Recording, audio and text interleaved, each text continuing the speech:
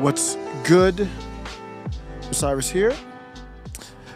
Thank you for joining. I got an important show today, and it's going to be a one topic type of show, and I was able to sleep on it, and I still stand on it. I believe that Ron DeSantis, the governor of Florida, should be impeached, and I'm not joking. I'm not trying to be hyperbolic. I think he should be gone.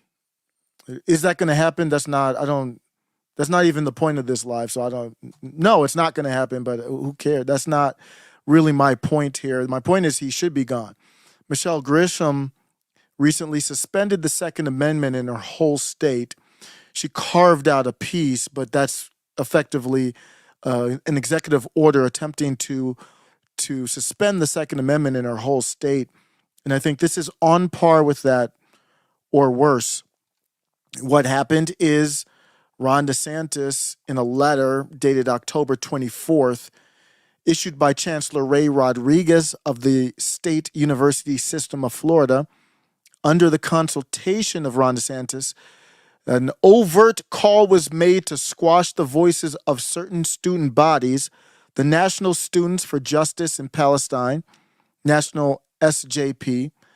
And just to be clear, I hate that you have to do these things, but somebody might just be watching the live and they don't know who I am or what I'm about. I do not care about the SJP, the Student Justice for Palestine group. That's not the point of my conversation here.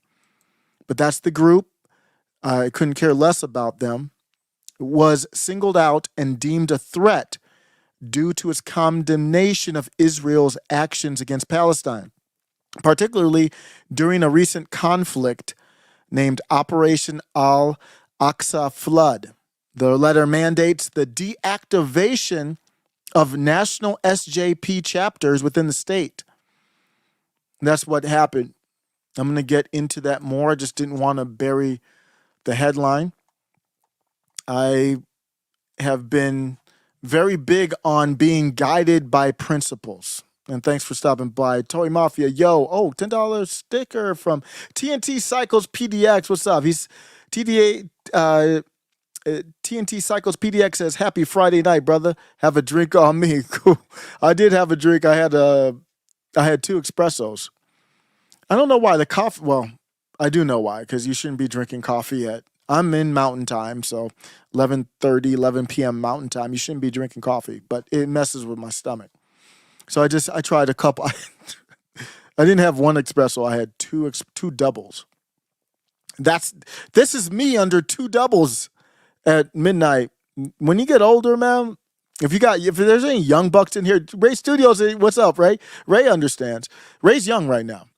When you get older, man, it's not. I used to pull all-nighters. I used to plan, like if I had to do a paper or something like that, I used to plan that, okay, I got that all-nighter before. How's that for planning ahead, planning an all-nighter into getting your work done? And it really wasn't even that big of a deal. The next day you'd be kind of out, but only for a little bit. He said you have shirts. Oh yeah, Ray has shirts. I still didn't order it yet, Ray. I want to order a Ray represent friends of the show. Thanks a lot, TNT Cycles PDX. That gets me pumped up. Takes some prep to do these shows. Takes a little bit of work. I signed up for a new subscription system. I signed up for a new sub. I'm just addicted to these AI tools. And this one is not going to work out for me. So I was like, let me get that refund real quick. This one made you pay for the whole year up front too. So I'm hoping they refund me, because I did it right away. I was like, whoa, that's not going to work for what I want to do. But that's why I bring that up, because I can use the money to kind of get my Chat GPT on or whatever else that hopefully will help the show.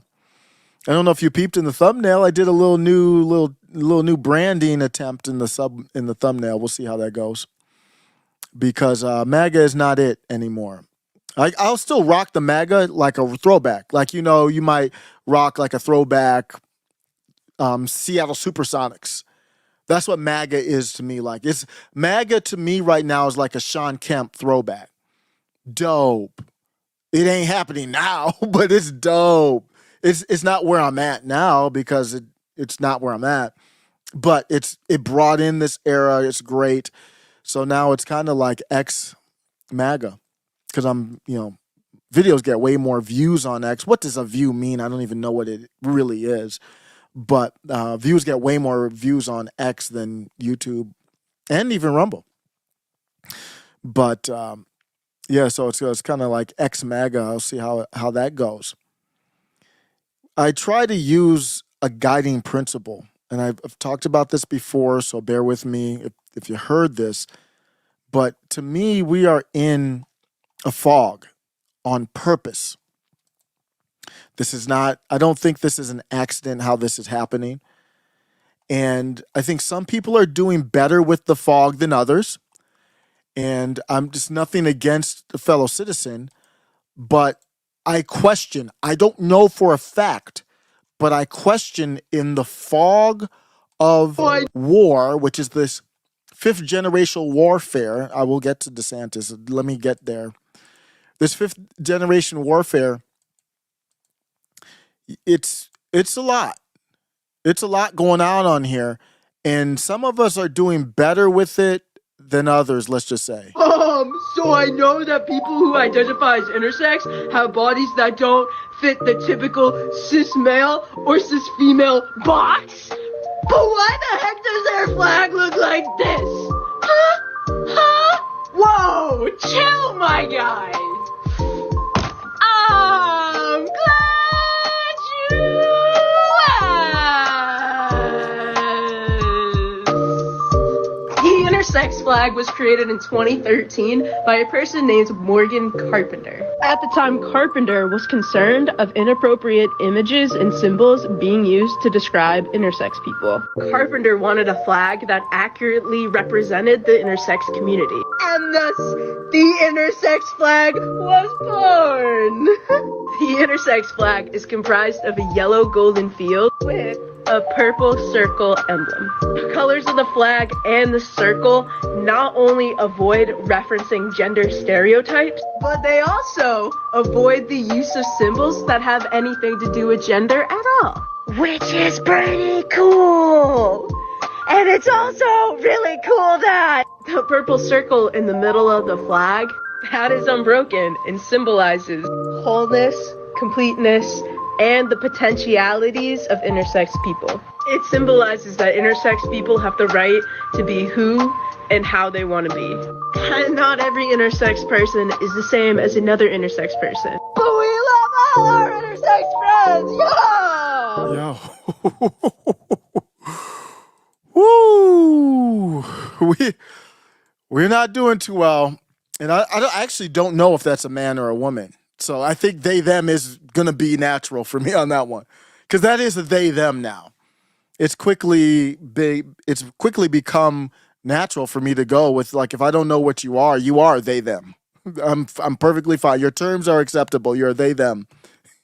And I don't say, I put them together. You're a they and a them. You're an it, they, and them. And there's nothing wrong with that. People, when I highlight this, sometimes people, they'll come and they'll ask, well, what's wrong with that? Who said there's anything wrong with that? I said that I think they're losing this fifth generational battle. I'll say that. Potentially, I don't know for sure, but if you're on a video talking about 1% of the population, like a community, you've got to tie that in for me to help me understand. That's all I'm saying. And this war, this is a serious war. It does tie into Palestine. But why I'm bringing this up is because you need to be grounded, in my opinion, to make it through this. And you need to give your children, if you have kids out there, and if they're grown, they're grown. You can advise them as adults, but they're going after children. So that person there, that they, them, how did they get there? Well, they probably got there through indoctrination, potentially, and it's hard to say that it's not, is what I will say. And another indoctrination that we've seen is in Roblox. And if you don't get this is very difficult to see. And I'm just going to touch on it here because I don't know if I even have enough time to go into it because I got to get to DeSantis. But I'm talking about your moral principles. It doesn't matter if you have faith in God or not. You've got to have some type of foundation. I talked about Elon Musk recently, and Elon Musk allowed Starlink, which is his satellite internet system, basically, which can touch, I don't know if it can touch everywhere in the globe, but he can turn it on and give it to Hamas, or turn it on and give it to Israel or Ukraine or Russia, and he can decide to turn it off. And people were asking him, since Israel turned off the internet in the Gaza Strip, people were asking him, well, Elon, can you turn on the internet for Palestine or whatever you want, Gazans? And I don't know I don't know where that is. My point of bringing that up is, I doubt he's going to do that, but my point of bringing that up is he doesn't have a moral foundation that at least he communicates. That's why he doesn't have Alex Jones back on the platform. Now that's out of his control, in my opinion, with the WEF as CEO with Linda Yaccarino. But let's just say it was 100% up to him, which I think it might have been at one point. He said no to Alex Jones. Why did he say no? Because I believe it was his first son died early on after birth. Traumatic situation, but that's not a moral foundation to keep Alex Jones off your platform. He's lost. He's brilliant, but he's lost. And that's a grown-ass brilliant man, much less Roblox, whose population, the user base, is typically under 16 even. 16 under, 12 and under. And we just saw this. This is not going to be the full segment I'm going to do on it. I'm going to do a full segment on this, but this is just wild. So on Roblox, they got kids doing a protest, a pro-Palestinian, those are Palestinian flags to my knowledge, protest, and Malaysian too. I don't know what's going on here. And I don't know which countries are involved. It's a lot, but it's accessible in the US. I know that. We don't know exactly where the users are. We don't know the age of the users, but typically this is Roblox. It ain't, for the most part, it's not grown-ass men on Roblox. So they've got kids. It's funny. I said, we should have First Amendment rights on the digital town square. They said it's a private company. Roblox literally created they created a digital town square right there. And you don't have First Amendment rights to counter protest or anything like that. And what does a digital protest mean? It's just another form of indoctrination. If you don't have your kids with a moral foundation, and I don't think my son's there. I'm happy where he's at. But I mean, to get to this level, grown-ass people don't know what's going on over there. They got flags of these foreign countries. Grown adults have no idea what's happening over there. Grown adults have energy and ignorance, much less little kids. I want to teach my kid to think critically. I don't want to indoctrinate him in whether it's football or music or anything else. Teach and foster. And that's the opposite of it. And they're coming for you. Another time you talk about principles and foundation. I talked about that with the Arkansas bill. Arkansas came out with this bill, and they came out with a couple bills. Arkansas came out with a bill about cutting out these, pregnant person type of words in the state government. They also came out with a bill blocking certain foreign countries from purchasing land. And you might think even I might agree with some of this, but I don't, because I look at what's the founding principle, what's the moral stance, what is the baseline for your decision. So for example, on the foreign land, I'm like, okay, I can see why, and it might not even necessarily be a bad thing to block a Chinese. It's over 50% owned by a foreign nation. So then that's even kind of odd. So it's like 50. So if it's 50%.01 banned, if it's 49.99 no ban. And they're like, okay, I'm not against it. I'm just trying to unpack like what is the foundation that applies across the board. That's why I said with the TikTok ban, I'm like, that doesn't work for me because it should apply to American companies too, but you only want to apply it to that company. That's not a principle. It's got to apply across the board. And another problem with the Arkansas bill is it goes to the federal government, very similar to what Ron DeSantis is doing here. But it goes to the federal government for the list of countries to ban from purchasing. I'm for state power over federal power. So no, I'm not for the bill. And it's easy for me to unpack once I get the information, not on face value. On face value, you would clap like a baby seal and go, yay! And I want to pause and look and say, is there something here? Is there a foundation for me to work with? And that's the problem I have with Ron DeSantis. When I look at what he's doing, is there a foundation? You might look at it and you say, well, this is disgusting. It's despicable to see Americans or people in America that seem to be cheering on a disgusting organization, Hamas, and who knows what's true or not about Hamas and Palestine. I'm just going by what I see. Here's what I see. I do believe that Hamas leaders live in Qatar, some of them, and they meet in Qatar. Or they call it Qatar now, I guess.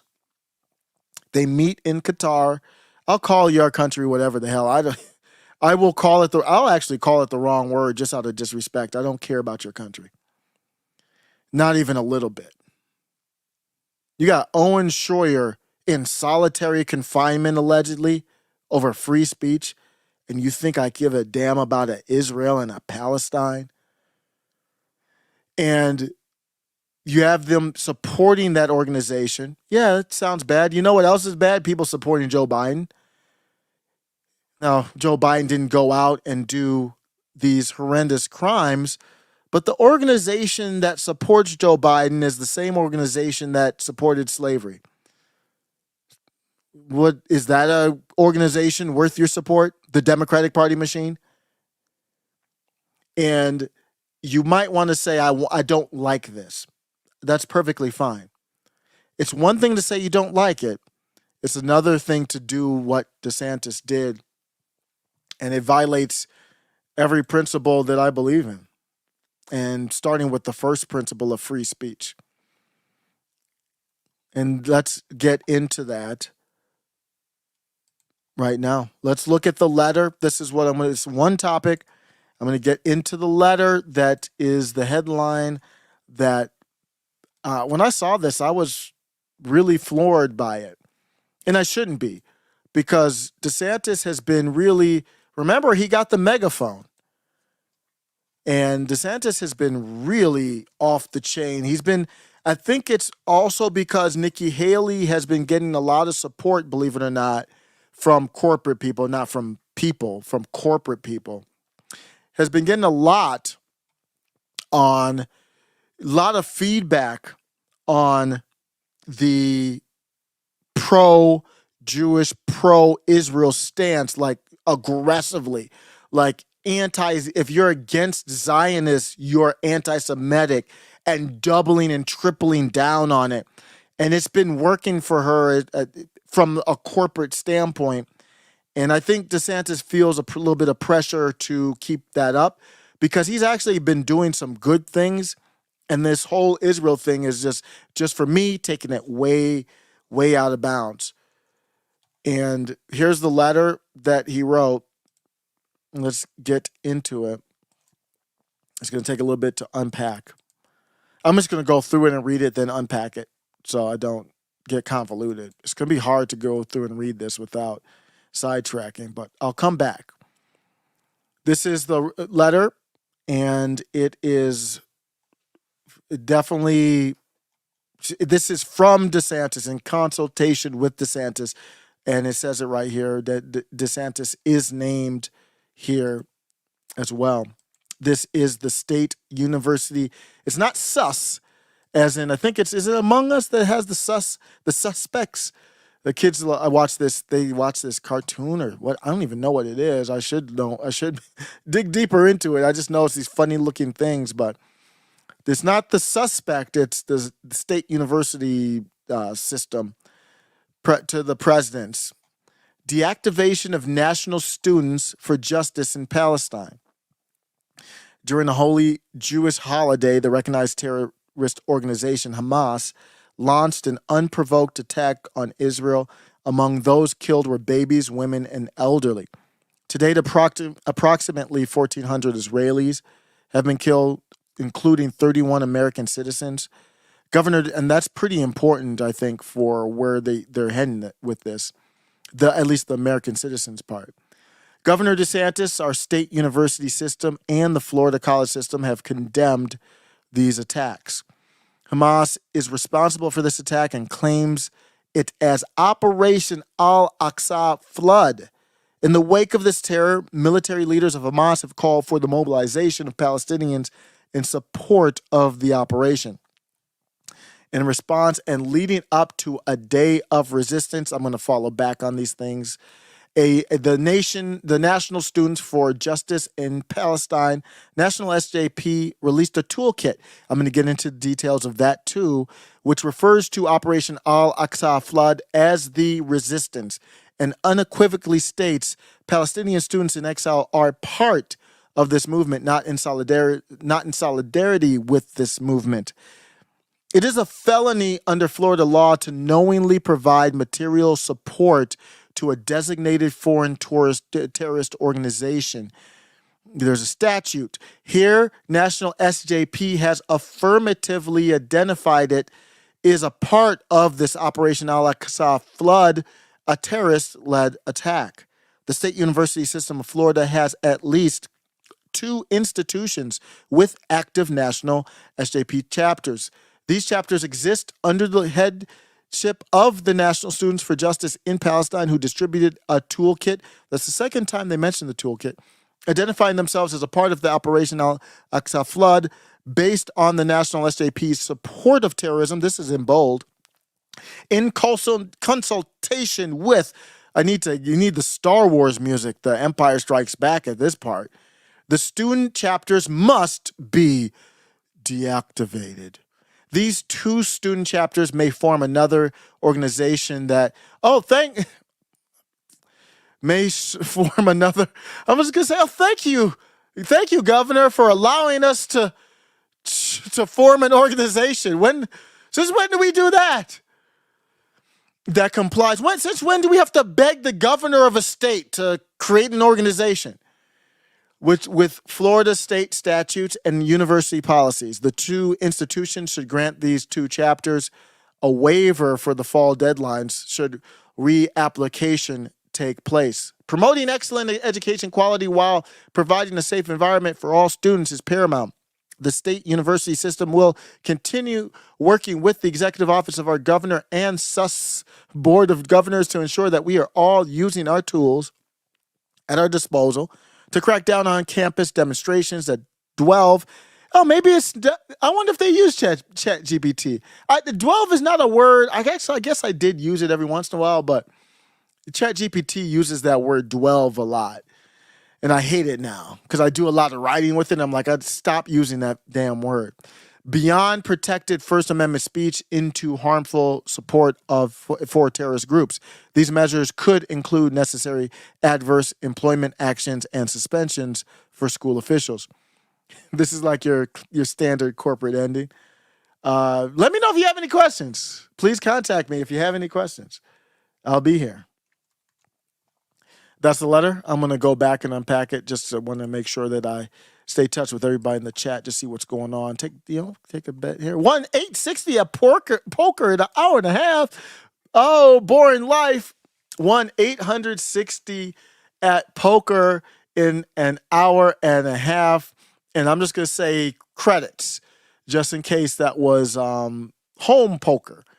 Look at that. Boring life up on that 860. I used to play. I have not played in a while. I would play for fun, but I was at a high level. and haven't played in years. Like last time I played online poker online, damn, it's probably been 10 years. I started out playing the free. The free is so stupid and whack. You even rather do the dollar tables with the 50. And you still need a little bit of a bankroll to consistently play those, but you probably need to be at the 25 dollar tables. You need a couple hundred bankroll, because your bankroll fluctuates. Even if you're a perfect poker player, it goes up and down. You've got all those, man. When I played poker, Boring Life, I would go on until, oh man, like if you have a great hand and somebody trails you to the river when they shouldn't or something like that, or they call you all in when you have the odds, and then they catch that set on the river or something like that. It's hard, man. It's a rough one. Like you might, press somebody up, pre-flop, everything. You have the bullets, aces, pocket aces, and then somebody calls you with 7-2 offsuit, and then they catch a full house or some stupid, catch some type of set or something. It happens a lot. And then that's the time where it's like, then you start, it's a mental game. It's not a sport, but poker is it's a numbers percentage game, and you've got to be really strong mentally. I used to play 4 tables at the same time. It would be kind of difficult at times. I used to hate that because I'd be doing 4 tables at the same time, and then you can easily lose a lot of money quickly that way. And you can make a lot, but you could easily lose because one table you might be in a very difficult hand, and then you fold. Like I remember I had, aces and maybe even like queens or something pre-flop on a couple other tables, but I was in a deep hand and I let it, then I folded it. It's a lot of juggling. You do, casino, real life. Now, real life poses other challenges, especially when you're used to online. So I was used to online. I went in and did some real life, and it was fun, but it was difficult because when you're at home and you get, not that, I actually didn't even like pocket aces that much. I liked, when you're in the hand and you got the nuts. Not pre-flop aces, man. It ain't even, you get happy, but but you get the aces or whatever pre-flop, and then if you're at home, you can kind of, there's no camera, nobody can see you, there's no tell, so you'd be like, yeah, and then or something, your set hits, you'd be like, yeah, I'm about to get. It's just a matter of how much money. You got the nuts. It's like, it's a match. The only debate is how much money am I going to get? And you try to string it along or whatever. But if you're in real life, then that's when you got to be like, and then anything is a tell. You might be like, you got those aces, you try to hold it inside, and then you be doing like this. And then they pick up, really good players pick up on that. They be like, oh, okay, that dude got a good hand. I'm out. They try to convince Hike to move to Iowa. We all got tough decisions to make. That's for sure. I'm right now. I can't move right now, but I think the big thing is to save up and give yourself options. And I kind of want to see how things are going to unfold. We'll get back to DeSantis here in the letter. I'm going to go back through the letter again, but this time breaking it down. I'm calling for him to be impeached. I'm going to need to unpack that. I'm going to need some time. But I was even contemplating the possibilities of a draft. People are openly talking about a draft now because we don't have the reserves that we need for, definitely not for this type of war that we potentially could be getting into. And I'm looking at it and I'm like, how are Democrats going to win? If you have a draft and nobody, this isn't the climate where you start the Iraq war and people rally around you. That's not the climate now. Everything's divided. There's nothing, people don't agree on anything. I mean, I was trying to think, what is something that would poll at 90% other than pizza and a burger, maybe? I mean, even that could be controversial now. So if you start a war, Biden, people aren't going to be like, and talk about pizza and a burger. You go out for a burger and fries now, at least $20 just for a burger, fries, and a drink now, and like a sit down. Man, you could, I mean, just like a couple years ago, you could sit down and get a burger and fries. I mean, at least where I'm at, prices change it wherever you are, but you can get a burger and fry for like $12. Now it's like $20 for a burger, fry, and a drink. And everything's not everything, but you're feeling that the interest rates are crazy. That's why you got Tesla having to lower. Part of the reason why Tesla's having to lower prices is the loans at 10%. I mean, just less than 3 years ago, you could get 3%, depending on your credit. But if say your credit's the same, it's like 10% now is like 3% before. So now if you buy a car, you're paying way more on it, and you're going to hurt your demand. But my thought was, you're going to start a war. Nobody's in the mood for that. You got niggas sleeping out of their car. We saw that. New York Times trying to normalize people sleeping out of their car in parking lots. And I think you're going to see people revolt or not come out to vote. And I don't know if the mail-in scheme or Dropbox is going to happen again. I think it's going to be something new. And I think it could be the same type of thing where you force it through, but through war. There's a lot of different things. Once you declare I don't know if that's going to happen, but there's a motivation, and DeSantis is cheering it on right now. And basically everybody. That's why I'm ex-MAGA now. I'm some type of American First. I'm trying to figure out, because Nick Fuentes does America First. And it's a bigger phrase than Nick Fuentes, but that's the name of his show. I can't be doing AF America First. So I don't know what, but something like that. But DeSantis is cheering on war. Everybody's cheering on war. People are not going to vote for, even when I think Gavin Newsom might be swapping out. He went over to China. He got that coronation from Xi Jinping, which is a serious thing. Xi Jinping basically co-signed him. That's crazy. An American governor of a state went to China for what reason, number one, and then number two, to get coordinated.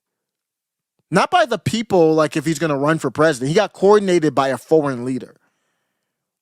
A frenemy, at best. Is that treacherous? Would you consider China a terrorist organization? We're going to get into that too. But I'm just wondering, you start war, you have a motivation to start an open war, direct war, none of this proxy stuff. And that allows the president to do a lot. That allows the executive branch to do a lot, Congress to do a lot. They're being very aggressive with this anti-Semitism stuff. They could criminalize speech easily, especially if you're in a war and you're saying, well, we have to defend Israel. So then it's like, wait, can I criticize Israel, or am I now anti-Semitic just because I don't like the government of Israel? I didn't even talk about Jewish people. I don't give a damn about that. Yeah, that quickly. That quickly you get in, and then next thing you know, you're in solitary confinement next to Owen Schroyer. And you'd be like, man, I'm a big fan. You next to him, you're like, bro, I'm a big fan. He's like, right now I'm not in the mood. And you can postpone an election. States can postpone elections. A lot of wild stuff can happen. They could have postponed. You could look at J6 as a setup that was designed to bring Biden in and prevent people who are trying to postpone it, to figure out what was going on, to say, yeah, maybe if it was legit, let's just make sure it's legit. And what you could see, I'm not saying this is going to happen, but you could see them push it back. There's a lot of firsts happening in our country. President got arrested 4 times. First time ever.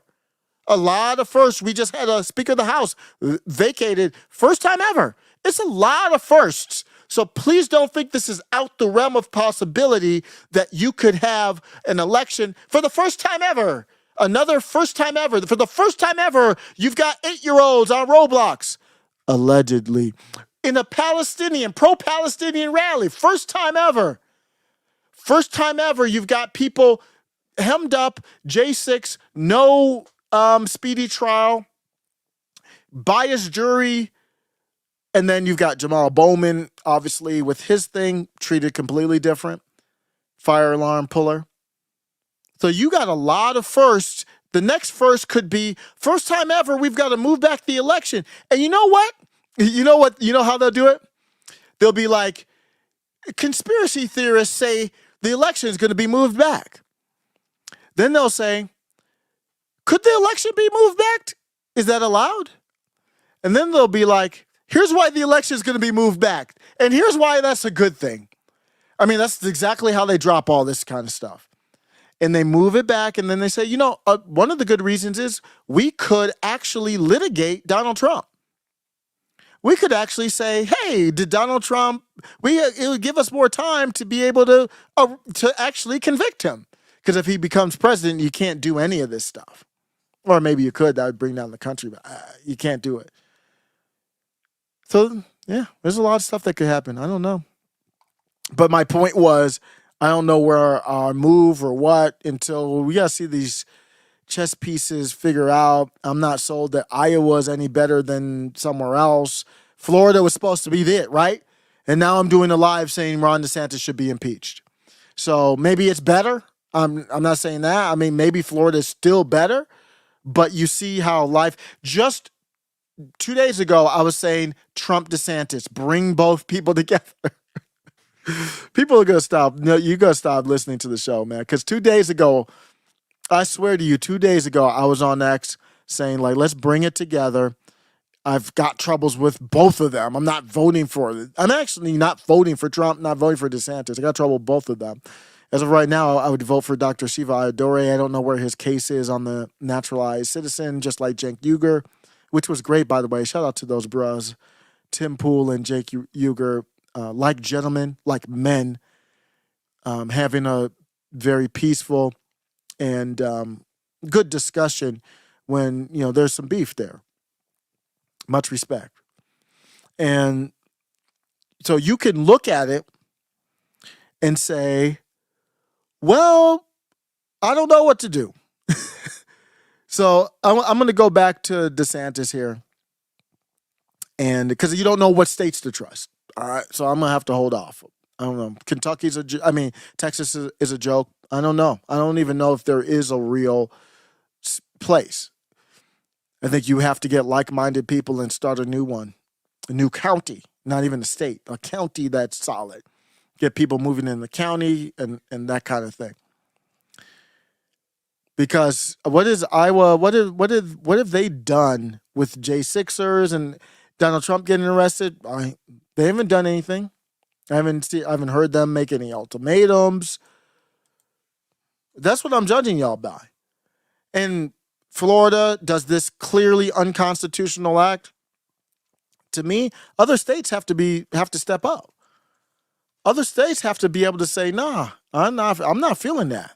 You're violating the agreement between all 50 states. When you violate the Constitution, that's an agreement between all. That is the Union, is the Constitution. So has Kim Reynolds said anything? What has she done? I don't trust none of them. State legislative bodies. I don't want to be black-pilled on this. I want to be accurate and then make decisions. So this is not to be black-pilled, but I don't know. I don't think there is a safe place to go. Maybe there is safer than others, but.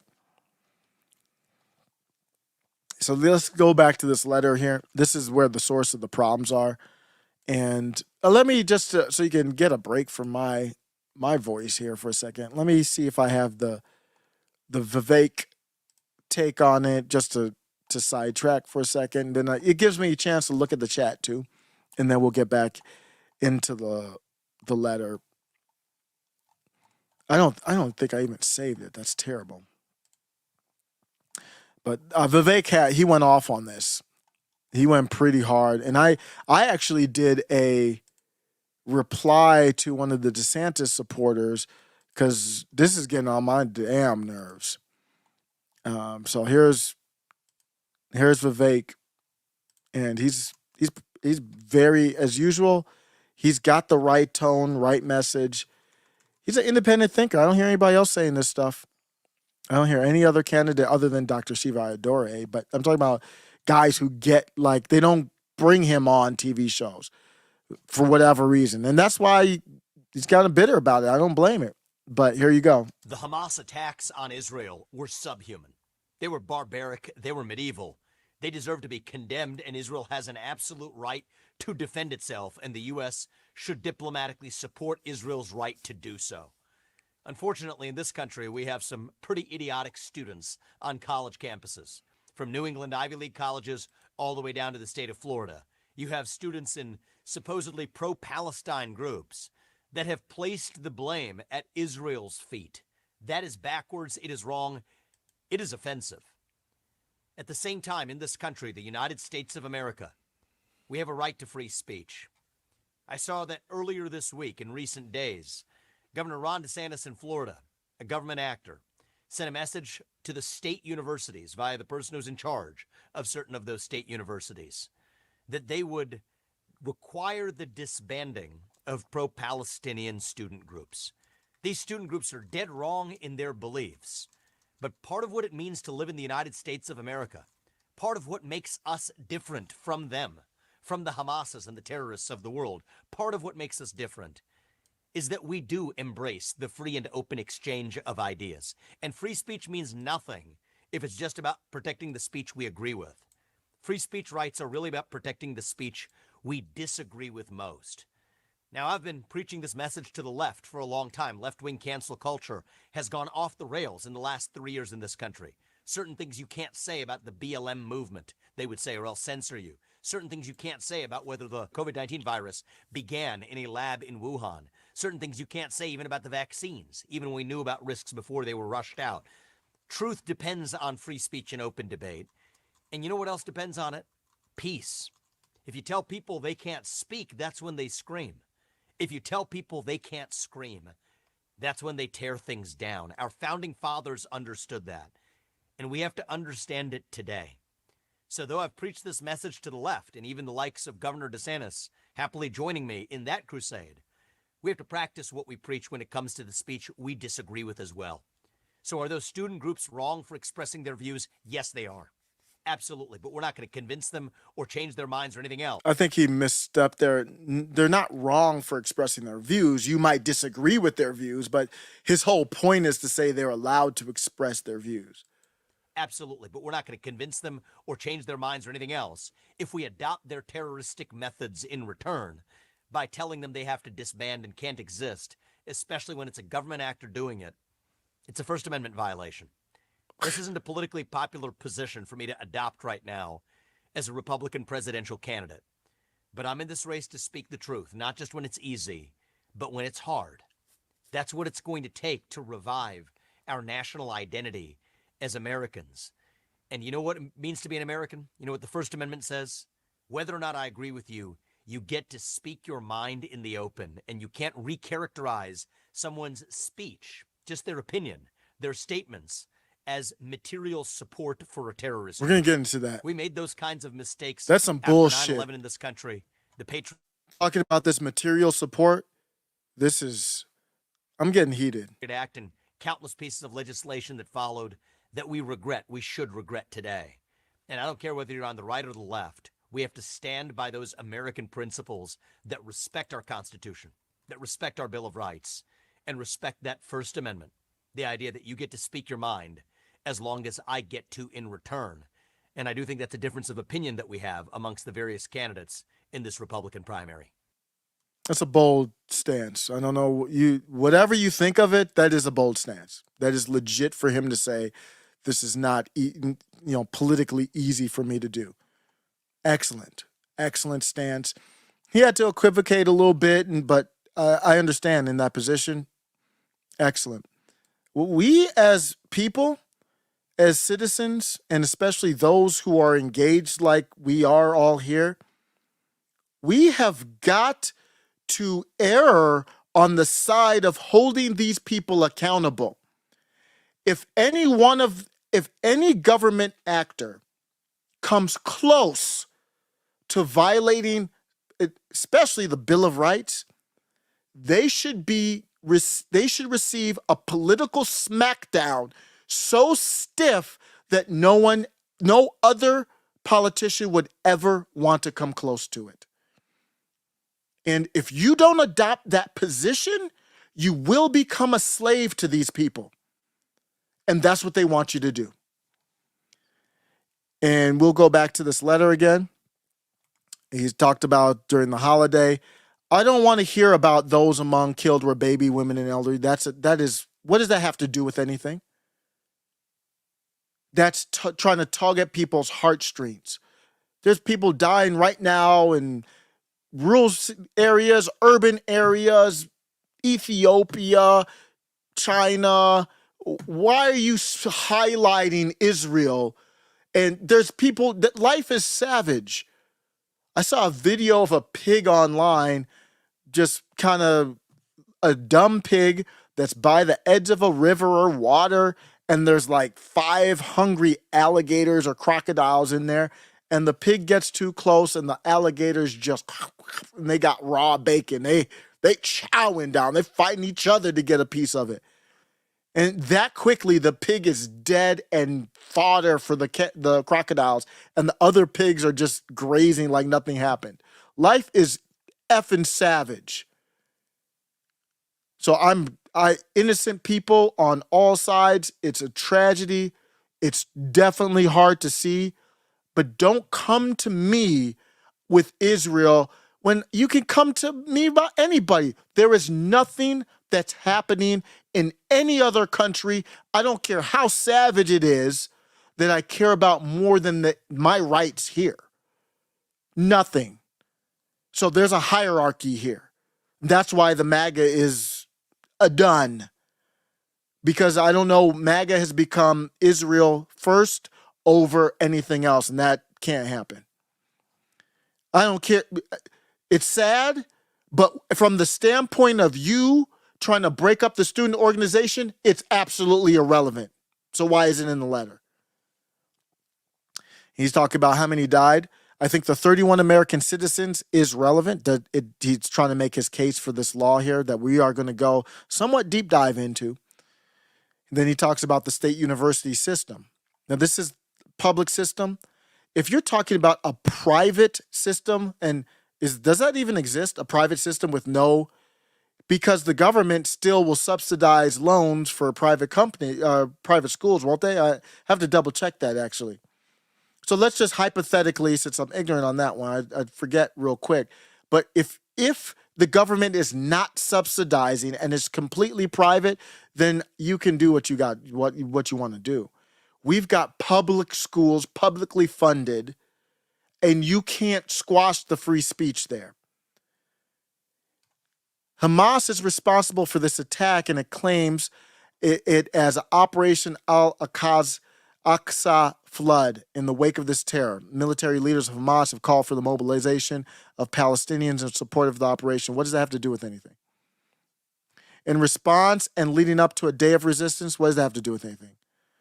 The day of resistance, let's kind of stop here for a second. The Operation Al-Aqsa flood is what, after the terrible tragedy of October 7th, that's what Hamas labeled it as. A part of whatever that means. I don't even know what that means. So not good, ominous. So they took credit for it, at least according to the source here, was an Israeli newspaper online. They took credit for it and labeled it as that. So he's going to try to tie it into, are you supporting that? What does that mean? And then in the wake of this terror, they called for the mobilization of Palestinians. So it's almost sounding like DeSantis is doing that conflating of Hamas versus Palestinians. So then now it becomes very dangerous because I'm on the live and I want to talk about my rights and how DeSantis is wrong. If I were in the state of Florida, would he consider me supporting Hamas for disagreeing with him and saying he should be impeached? Why couldn't he do that? If you let him do this here, then it's fair game. If I criticize Ron DeSantis, I say he's Israel first, he's conflating Hamas with Palestine and support for Palestinians, he absolutely could say, oh, you know what? you're lumped in with them too. Wait, what? That quickly. There's no barriers on this thing. There's no stopping it. And then he could say, oh, you're in the live and you're in the chat and you agree with him, then you're lumped in with it too. Why couldn't he say that? Is he going to say that? I'm not saying that he will. I'm just saying I don't understand what is the fundamental barrier to stop him from saying that? There's no due process here. There has not been any, he didn't mention any investigation.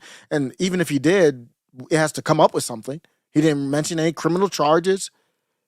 We got no due process?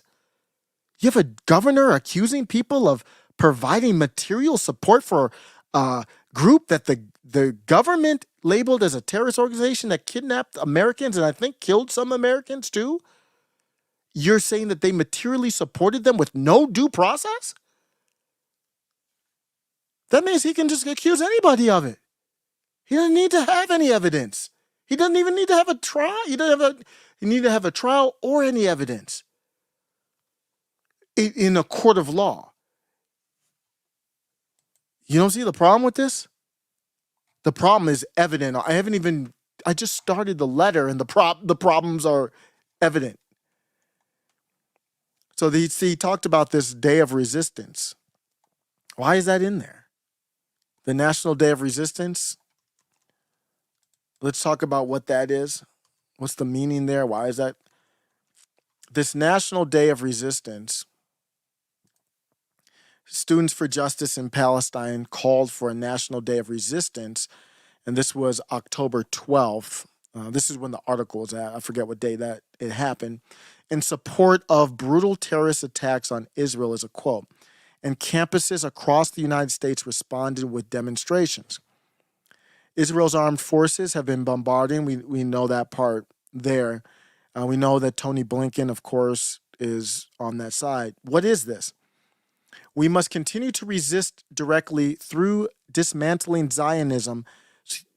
Nikki Haley did a tweet which she has doubled down in saying that anti-Zionism, which I don't know what these words mean. I don't think she's done any definition for these things. So you have government actors, corporate actors. These are some of the biggest, self-serving, corrupt. They profit off of the war while they cheer for the war, and they would never go to war themselves. They're defining these. They're calling people these terms, and they're not defining them. Because if you define the terms, then you have to apply it across the board. So they're just using these words as weapons. And they would probably say that's anti-Zionism, which is anti-Semitism. So then now that goes to the House resolution, or I think it's just a House resolution that they passed, or actually it was a bill because it went through the Senate too, where they passed, like they condemned anti-Zionism and anti-Semitism. Like, what? It's dismantling Zionism and wielding the political power that our organizations hold on our campuses and in our communities.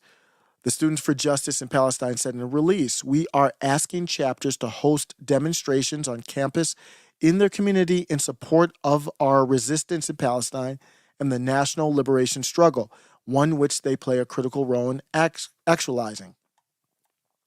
So they had protests. Protests were held Thursday at college campuses, but expected to grow on Friday.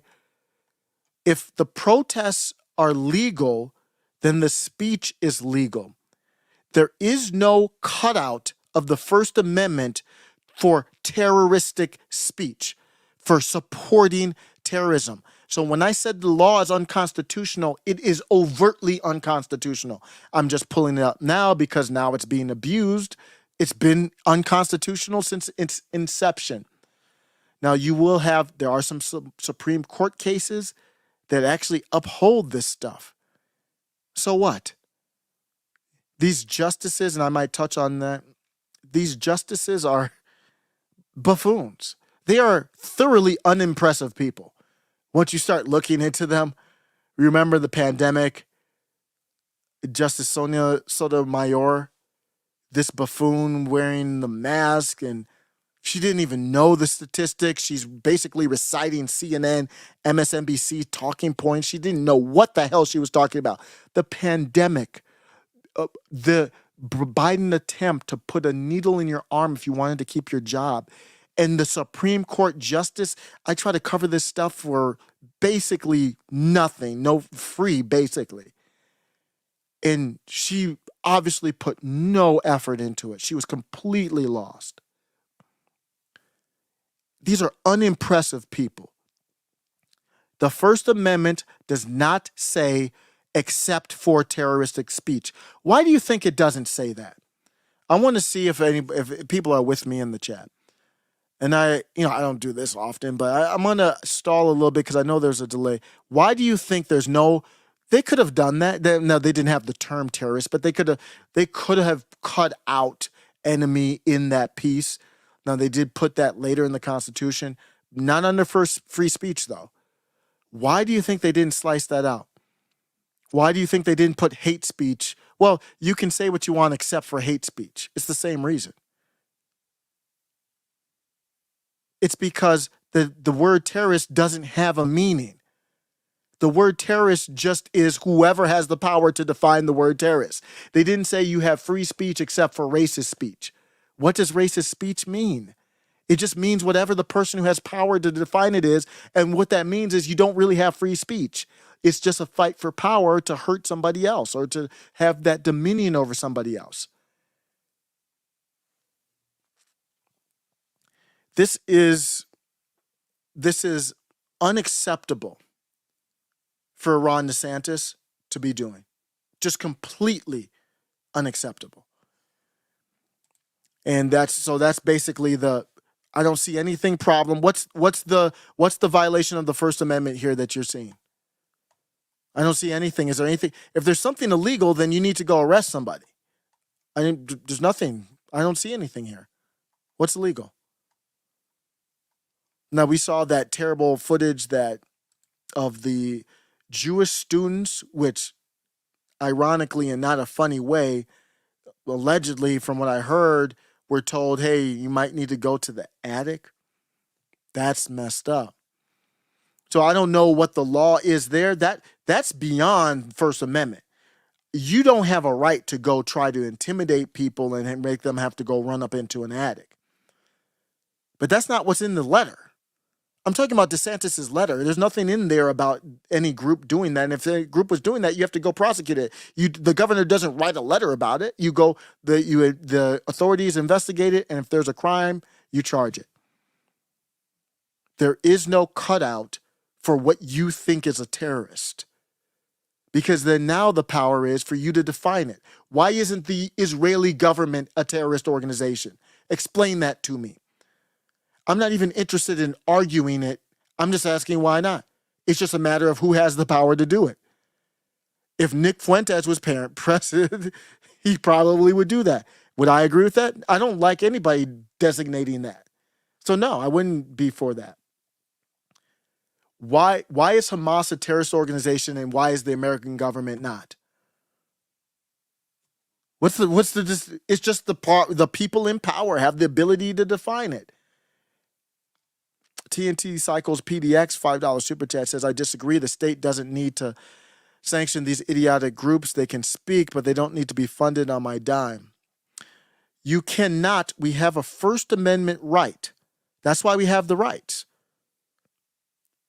So you can say that the Florida legislative body can decide not to fund specific universities. But then those universities can sue. Because if you're how are you defining you're taking taxpayer dollars? You got to think about this from a fundamental standpoint, TNT Cycles PDX. What if you come up and you create a America First University? Do you think that Gavin Newsom should have the right to take the funds away from the American university and only give it to the university he likes? That's not going to work. You can't have a union like that. And it's the same principle here. No, you can't do that. That's why we have those fundamental rights. if it's completely private, and I mean completely, meaning the students don't even get government subsidized loans, then that's a private organization. These are not private organizations. Suspending the charter that's chilling for, so Barton Bella says, suspend the charter does not mean they're not allowed to speak. Of course it does. Of course it does. What do you mean? Why are you suspending the charter then? If suspending the charter doesn't mean they're not allowed to speak, then why are you suspending the charter? If that's the case, then they could disband the charter and create another charter that says the same thing. No. And then not only that, that's chilling free speech. You're not allowed to do that. That's illegal. The government, Ron DeSantis can't accuse somebody of providing material support for terrorists without due process. Because what that does is, it's the same thing like I would say, like if somebody said, hey, I support the people who had the courage to go on January 6th to DC and protest a stolen election. They could say they're insurrectionists, they're seditious, they're treasonous. Now you're supporting a treasonous person. Why couldn't they do the same thing, Barton? Bella? That's what a principle means. Flip the script. Would you be okay with that? Of course not. You, of course, wouldn't be okay with Gretchen Whitmer saying you're pro J6, you're supporting domestic terrorists, you have to disband TPUSA. It's the same thing. What's the difference? They could lie and say, oh, this MAGA killed this person or that person. You don't even need that. They could say, we've already got President Trump arrested. We've already used the 14th Amendment on a dude trying to run. It's the exact same thing. See, that's why I said you got to be careful with this revenge and retribution. If you stay within this system and you want to do to them what they would do to you, I'm out. I'm not against you. Go ahead and go do you, but I'm not a part of it. I will never be a part of it. So I don't know what I'm missing here. You have not convinced me otherwise yet. Barton Bella says, no, it means they're not a school-sponsored club. But the governor of the state is the one telling the school to disband them. That's chilling free speech. He could have done it in private. See, that's what the government did with social media. They tried to do it in private and say, you can't do that. That's still illegal. So he could have done it in private to try to hide it. So I give him credit for at least being honest about it. But you can't do that. You can't say, hey, I like what that group says. There's nothing illegal because nobody's arrested, Barton.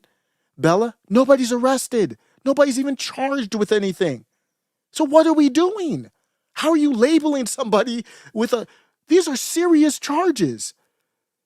So Barton Bella, how would you like if somebody said, we think you're aiding and abetting or you're providing material support to Donald Trump, who's been convicted, let's say hypothetically, convicted under the Espionage Act.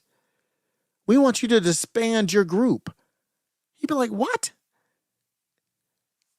You guys have, people have lost it. I mean, you've just lost it. That's not okay. That doesn't work. We can't function like that. That's not America. You're turning America into something else. Absolutely cannot do that. Barton Bella says, would you be okay with FSU sponsoring housing, funding, and protecting a Hitler Youth group or KKK club as they chanted anti? Absolutely. Either it's legal or it's not. If they're making illegal threats, it's illegal threats. So here, it's real simple. Either they get arrested or they don't get arrested. It's that simple. It's just like they accuse, when TPUSA from Charlie Kirk goes to a school, they're calling them those things that you just said. What do those things mean? They say anti-Jew, anti-black. You know that they just accused Charlie Kirk, who's one of the biggest Jewish lovers out there, this is so silly, of being anti-Semitic? Do you realize that they brought Ron DeSantis himself onto a campus? Remember, they called him a Nazi, and then they had Nazis out there and tried to blame him for it? So if Ron DeSantis can do that, then of course a Democrat governor could do that to a group, a KKK group. So what? Are they legal or not legal? That's what it comes down to. Of course he could do a pro-Nazi, a pro-K. Why wouldn't they be able to do that? I don't know why you would want to, but you can't say, there's no First Amendment that says, except Nazi, except KKK. It's simple. We didn't make this complicated. You can't keep cutting out. The boundary is if you infringe on someone else's rights. If you're a part of it doesn't matter what group. If you're a part of the knitting group and the knitting group threatens people with needles, that's a problem. And that you have to get law enforcement involved. If they're not arrested, what did they do wrong? It's obviously legal speech. Nobody arrested anybody. I don't understand. I really just don't understand.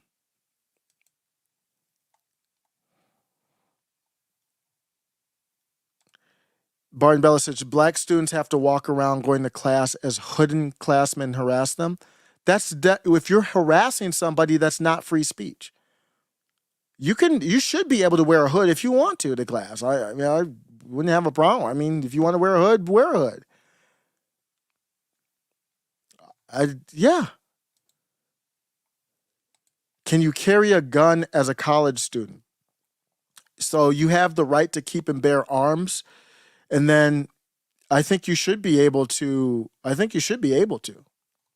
If that's, I don't know the laws there. I'll have to look into that and what that is, because you're dealing with this public property thing. We talked about that with the governor Michelle Grisham, with like how does the 2A really apply? For sure on private property. If it's private property, that means it's owned by somebody, and I can make a rule. There is no open carry. You can't have guns here. For me, on the public property, you should be able to have the right to keep and bear arms. So I think you should.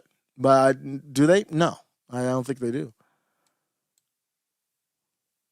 I think they should. I think you absolutely. There's no cutout for the. And I understand that we're so used to this now, where we've just made these random cutouts, and now we're finding out the problem with it. Before you know it, you and I are going to be the ones labeled as the terrorists. That's what happened with the Patriot Act, and that's where some of this stuff is born from. So that was the day there. So let's go to the toolkit part. I'm going to go back to the letter here, and then we'll go, I think the toolkit, let's get to the substance of these are just straight up accusations. So he got to a toolkit. So he's labeling this as evidence, basically, without due process. Chilling free speech. So if I'm a pro-Palestinian person, I've never broken the law.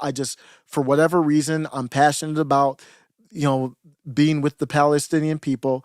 Do we agree that shouldn't be illegal? I don't know where we're at in the chat. Should it be illegal for me to be a pro-Palestinian, whatever that means? I like it. It's like I say you're anti-Hamas, and you're pro-Palestinian. So basically, you want a ceasefire.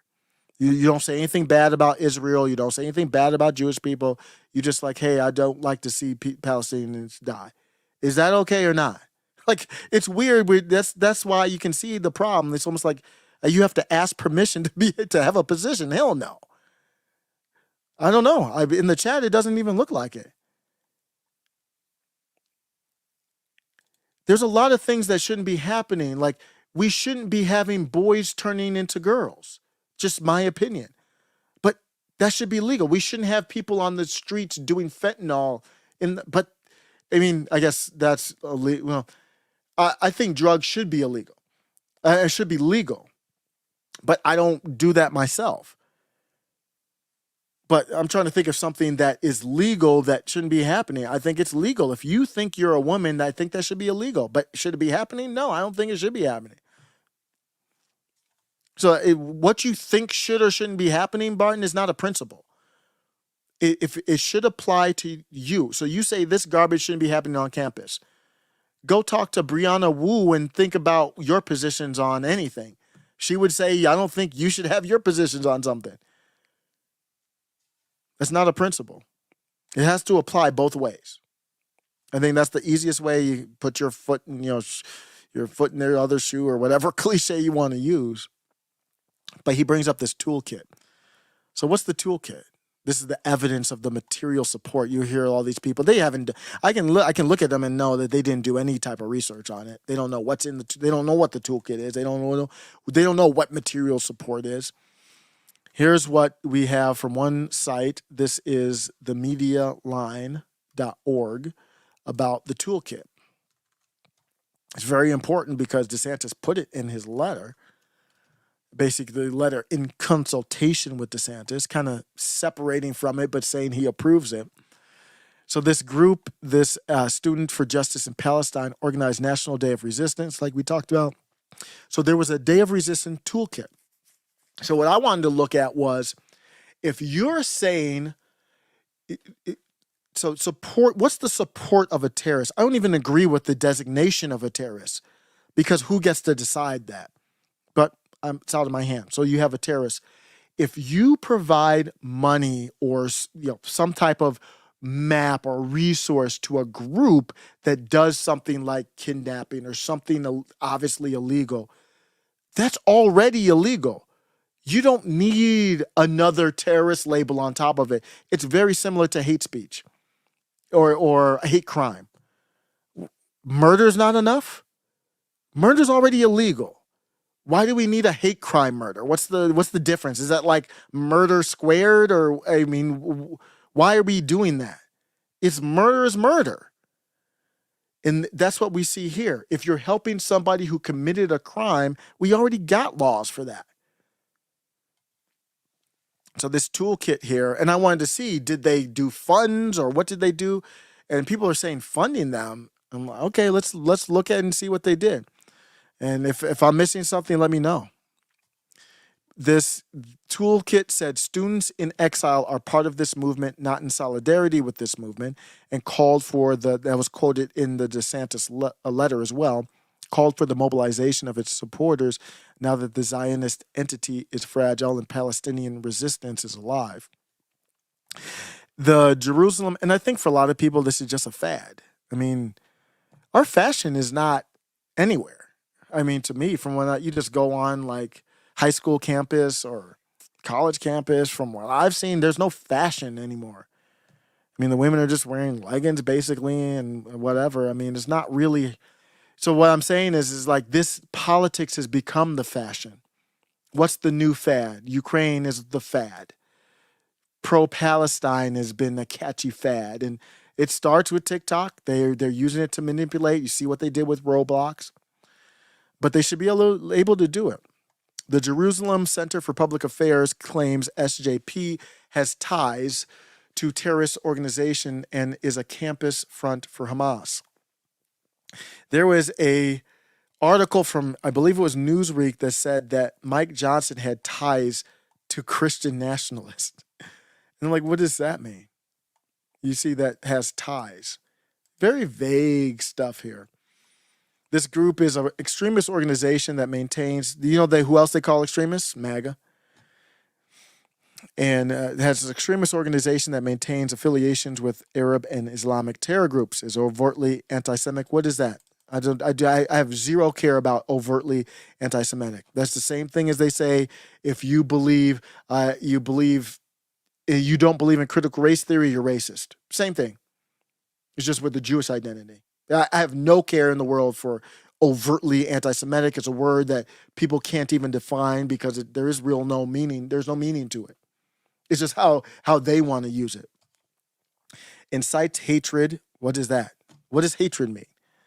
I say Black Americans are the most politically inept group that I've ever seen in the history of my studies in the world. Is that hate? Who is just whoever has the define, who gets the, I think Black Democrats might think it's hate. Incites hate and violence against Jewish students. and rejects the existence of the state of Israel in any borders. If you are, so you have to be careful here. So if I say I despise the government of Israel, I'm not talking about, I am peace, has to be with peace. Anything that I do support must come with peace. So if I'm against the government of Israel, I despise the government. The government of Israel is one of the worst. It's right up there with our own government. It's terrible. I say Hamas too. Am I inspiring violence against them? That's the stochastic terrorism line. So this part has to be you have to be very careful with that one. Are words violence? Is silence violence against Jewish students and rejects the existence of the state of Israel on any borders? What about me? I don't care about the existence of Israel at all. Where do I fall on that? So do I get half a handcuff, or they're not even doing handcuffs. They're just labeling you as something and violating your rights. So that's what they said there. 2 flyers for the event were distributed nationally. It was unclear how many universities were a part of it. So this came on with Arizona as well. They made some statements saying that they were against it. And there are some more comments in here. I want to get at... So the toolkit here, they said basically included flyers, and I'm trying to look at... So they talk about how the rally did not end peacefully. That's where you have to look at some type of violation. I don't know what happened. That's why you have to me, these are very heated situations. That's why you have the right to protest, but you don't have the right to intimidate, start a riot, that kind of thing. So you have to be really careful with these protests and to separate the groups. Otherwise, if you say, hey, you have the right to free speech, but I'm not going to protect you, then you're just setting up for... No one group has more right to the sidewalk than the other. So if you just say, hey, you have the right to free speech, and you don't have it okayed where we know who has the right to the sidewalk here or not, then if you're on the sidewalk, well, I have the right to the sidewalk right next to you. And we're both yelling the opposite terms, and then we end up, obviously, potentially in a bad situation. You can't have peace like that. So that's the boundary, I would say, of free speech. But I didn't see anything here that is illegal. I mean, not even close to it. And if you're talking about things that didn't end up impeached, you got to specifically look at the people that ran into that. Was it the whole organization, or was it just a couple people? You got to be very careful with that kind of stuff. These vague terms. So let me continue on. I'm behind here, but I'm looking through. I don't see anything. I don't see anything remotely. I understand people are frustrated, but I don't see any type of clear violation. Nothing. None of that. Let me know where I'm missing. We're gonna get into the laws now of it in this section that was quoted. But let me bring this up here. Just had a couple more things on it. So this global day of jihad was brought up. And this is what I was talking about with the toolkit. The toolkit encouraged mobilization, as we just talked about. It contained ad templates for affiliate groups. I don't know what is that. That's material support. What's the specific thing that caused a problem? So then here's one of the things that they in the material support in the toolkit. They depicted a man on the parasail. So very, very, I don't agree with that at all. Not because they came in on parachutes to do some of them, the tragedy on October 7th. So they had a man on the parasail almost kind of celebrating it, or I don't know what I can't speak for them, but very, I think not for me. It's free speech. What's wrong with that? They didn't, there's no allegations of them saying that you should do that or anything of that manner. So it's pretty clear for me. So if you look at the letter here, the statute that they bring up is this 775.33. This is the statute that they bring up. This is the only statute they bring up. It is a felony under Florida law to knowingly provide material support to a designated foreign terrorist organization. Here, the national SJP has affirmatively identified it as a part of the Operation Al-Aqsa flood, a terrorist attack. So are you alleging that they have committed a felony? Why aren't they arrested? Why isn't anybody arrested? Why are we even talking about this? You can't come out as a government figure and say, I saw you on a live talking about how you're against Israel. Did you know it's under Florida law, it's a felony, and you were streaming in Florida. Did you know that it's a felony under Florida law to knowingly provide material support? Huh? What is that? And you can't arrest because I'm clearly not breaking any law, but you just say it to chill my free speech. Unacceptable. You either do, the governor shouldn't even be a part of that. That should be, and you know what else can happen is you can bring in the feds on that. Because that's not even just state. You can easily get the feds involved. This is 7733, and that is right here on the Florida website, the Florida statute. Designated foreign terrorist organization has the same meaning as another statute, which we'll get to, expert advice or assistance. With those very vague terms, you see why I'm saying this is unconstitutional? Wait, what? What does assistance mean? It should obviously only mean like serious tactical, something very significant. No, that's vague. You think them passing out flyers that says we're pro-Palestine or even showing the parasail, you think that's like expertise or assistance? No, I don't think so. Not even close.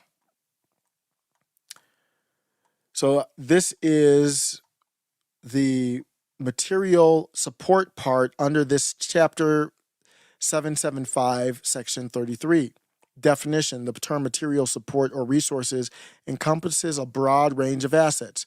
Property. So if you help them out with property. So if you buy property or house members of Hamas, then you're probably committing a crime because they did kidnap Americans. That's different. We don't have any type of allegation like that here. Passing out flyers of what? You didn't even mention what's on the flyers. Well, you did mention that, but that's not illegal. Services, very vague. So that's probably where they're going with services. Financial instruments. I haven't seen any allegations of that. They said funding. Where are they getting that from? I haven't seen any proof of this group, these college groups funding Hamas. Logistical support, arms, ammunitions, human resources, expertise. So that's it. Here's what I want to highlight too. Here's basically the reason why you don't see anything like terrorism in the First Amendment. The definition explicitly excludes medicine and religious materials from being considered as material support, ensuring that humanitarian and religious aids are not criminalized. That's actually not what I was looking for. I was looking for, here it is, government authorization exception. Huh? That's literally rules for thee, but not for me. Individuals are exempt from prosecution under this section if their activities were authorized by a governmental or law enforcement agency, demonstrating the legal pathway for certain activities that might otherwise be considered material support. If it's bad to support, the government is the one defining terrorists. It's the federal government. I will get to that. It's going much longer than I thought, but I gotta hash this out. The government, the federal government, he's using the federal government list to define a terrorist. The federal government is defining who a terrorist is. Then it says you can't provide material support to the terrorists that the federal government and now the state government in Florida is defining. But who's exempt from it? The government's exempt from it. What the hell is going on? That is clearly unconstitutional, clearly just, it is a circular argument. It's the government. Individuals are exempt from prosecution if their activities were authorized by the government. So the government can define who a terrorist is, then authorize activities that materially support the terrorist that they defined and be exempt from prosecution. And you don't see a problem with that? I don't know what I honestly don't know. I have to brainstorm. Somebody help me out. How do you not see a problem with that? I mean, somebody's got to help me out. What's the problem? The government is the one that defined who a terrorist is, but the government can do exactly what the people can't do. And that's not how this works. It doesn't say, well, you have the Second Amendment, but the government can have the weapons, but the people can't. You have free speech, the government can do free speech, but the people can't. There's all these cutouts and workarounds to peel away your basic rights that were written in the clearest of form for you to understand, where you didn't have to be some lawyer expert. And then it goes along with the federal law. Just crazy. Then you talk about free speech. Does free speech can free speech be material support? Of course not. If it's free speech, it's free speech. How could free speech be material support to a terrorist? That's why it's called free speech. If it's illegal, then it's not free speech. We don't need any other laws or anything else. Nobody's arrested, their speech is free. The Supreme Court had this ruling, Holder versus Humanitarian Law Project, that actually ruled against it. The court, against my position, the court held that providing material support in the form of free speech was illegal. That it could be, they said, even, look at this. What a bizarre, I have to read this, so let me make sure I don't go into places I'm ignorant. Just on the surface level, I don't understand it, but I have to dig into it deeper. Maybe there's something that I don't understand about the case. I will do that on a side mission. But in this case, the Supreme Court said that providing material support in the form of coordinated speech to foreign terrorist organizations, even for ostensibly peaceful purposes, is not protected by the First Amendment. It's clearly unconstitutional. That makes no sense. It's basically saying it's free speech, it's legal speech, but if it supports someone who the government has designated as a bad guy, even though the government could still help them or have helped them in the past, you can't do it anymore. This was because such support could be used by the organizations to legitimize their actions. So what? Or free up resources for terrorist activities. What? What does that mean? That means you could be a terrorist. You know, the same thing has been expanded with the Patriot Act. And you know what they used against Donald Trump? You know what they could use against you right now is the Patriot Act. So what the Patriot Act did was take this and go from foreign to domestic and say we can do the same thing domestically. These alarm-pulling leftists are calling you a terrorist right now, an insurrectionist. And then you could easily say you're an insurrectionist supporter. I say the J6ers, I support them. I said even the ones who did violent things there should be pardoned because it's all born of fruit from a poisonous tree.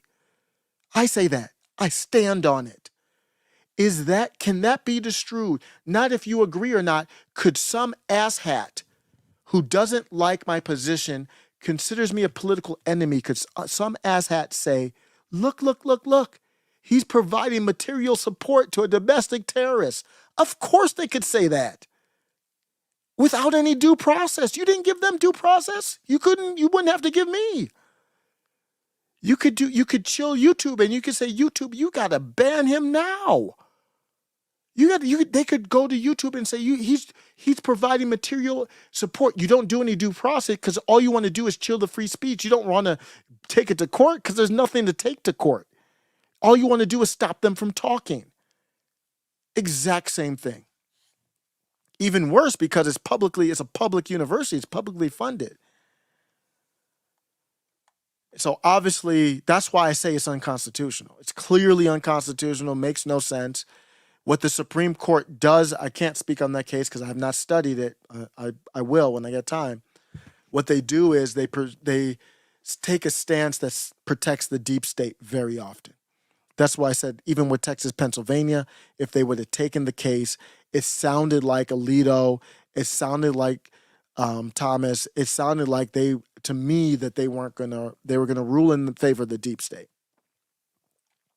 This is the chilling effect I was talking about. There's a concern among some legal scholars. There's a concern amongst informed citizens and human rights advocates that overly broad material support laws can have a chilling effect. So I'm like, maybe I'm pro-Palestinian. And I'm in Florida and I'm a student. I'm like, I don't want to protest anymore.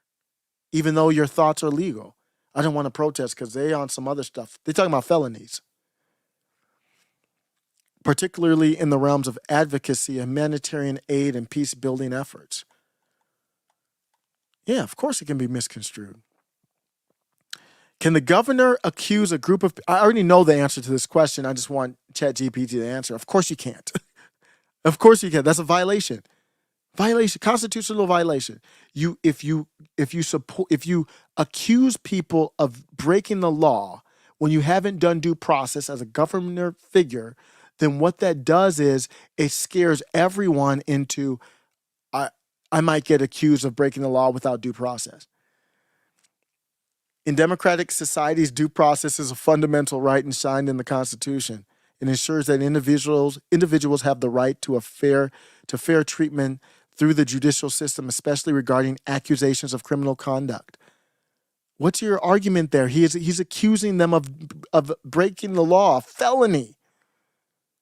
What's your argument in him doing it without due process? What is the argument for that? There is none. We're presumed innocent in this country. That's the same thing they're doing to Donald Trump. They're basically presuming him guilty. Remember, Nancy Pelosi had that tweet where she said something to the effect of Donald Trump will have the chance to prove himself innocent in a court or in a court of law or something like that. And then she had to get community noted and say we're already presumed innocent.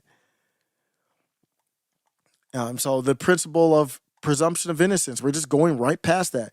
There should be political ramifications, but there's not. Like he should be impeached right away. Potential for misuse. Obviously, if you allow a government, he could just accuse anybody of anything. He could accuse Donald Trump of something, just to get a leg up. Donald Trump is sitting in his state. What would stop DeSantis from saying, you and those MAGA rallies, you're supporting J6ers, you're now a domestic terrorist organization. We have to do. He could do that. Why couldn't he do that? Accountability, ethical concerns, public discourse. Those are all just common sense stuff. The next point that I want to do, what's the penalty if you're found guilty of this stuff? So I had to go through several pieces of it. In this statute, they say, well, let me first look at how you define terrorist. I didn't go through that. 77533. How do you designated foreign terrorist organization? How do you define that? It's very important because, like I said, why isn't the Israeli government a terrorist organization? Why isn't Russia? Is Russia a terrorist? I honestly don't know. Is Ukraine? What about the Azov battalion? What if people are running around with Ukraine flags? They're supporting the Azov battalion that's wrapped up in the Ukrainian army. Are they terrorists? They're literal Nazis. You should be able to support them. I've never gone on a live and said their free speech should be chilled. That'd be crazy. You would have looked at me like I was crazy if I said that. Now we're supporting DeSantis? Man, I don't know. People have gone mentally, have gone to bad places right now. So this statute goes to this other statute and says, designated foreign terrorist organization.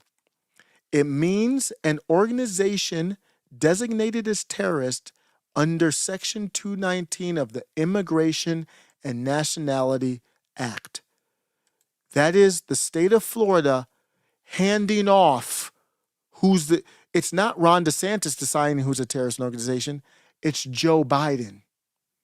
It's Joe Biden and Tony Blinken. They are the ones who decide who the terrorist organization is. They just happen to agree right now. I've been on the live for way longer than I expected. I'm not even done yet. Do you see I have a litany of problems. I'm going to have to use AI to say, hey, break down all the issues I had with this thing. I don't know where to start. They're using a federal list. So they're using this federal list, this international, the Immigration National Act of 219. So then now I have to go, okay, what's in that act? So then I go chase down what's in that. This is the state government. This is the state, this is Secretary of State website, live right now. Foreign terrorist organization, FTOs, are foreign organizations that are designated by the Secretary of State. That's Tony Blinken. So you're supporting Ron DeSantis threatening college kids by supporting a group that's been designated by Tony Blinken. That's what you're supporting. Now, you could have Donald Trump in there and it's a Secretary of State you might like, and I still don't care. I'm not letting them, and Donald Trump obviously doesn't have the greatest track record. Even if you like Trump, the people in his cabinet always aren't there. In accordance with the Section 219 of the Immigration Nationality Act, designated foreign terrorist organizations. And then so this is all the groups in here that they designated as foreign terrorists. But then you look at it and say, wait a second. This act is actually connected to the Patriot Act. The Patriot Act took that act and, let me show here, designation, so the Patriot Act, so the Immigration and Nationality Act, Section 219. So I asked ChatGPT, what did the Patriot Act do? What's the relationship? Here's the relationship. The Section 219 of this act designates foreign terrorist organizations. What happened is the Patriot Act expanded that. The U.S. Patriot Act, through its Section 411, broadened the scope, same exact thing. It's just like 9/11, but it happened in Israel. And we're doing the same thing. Section 411 broadened the scope. We didn't learn anything. Broadened the scope of designating terrorist organizations. Unlike Section 219 of the NIA, which focuses on foreign, Section 411 of the Patriot Act added a provision that permits the designation of both foreign and domestic groups as terrorist entities. So I don't know if Florida has that in theirs, because Florida is just looking at let me see. No, so Florida is just looking at Section 219. I don't believe it's looking at the Patriot Act, Section 411. But what you're saying is, if you agree with what Ron DeSantis is doing, then you would agree with the federal government could step in. The federal government could step in on the college campuses and enact the Patriot Act. Why wouldn't they be able to? I guarantee you the federal government's already in now. They've got to be investigating. The federal government's already in on it.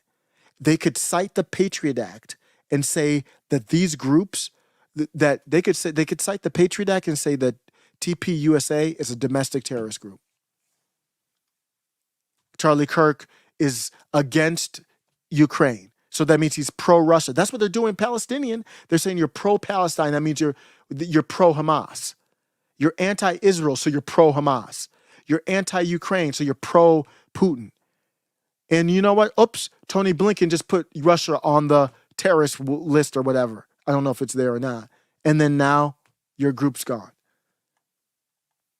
Most people just aren't paying attention to this stuff because it takes a little bit of time to unpack it.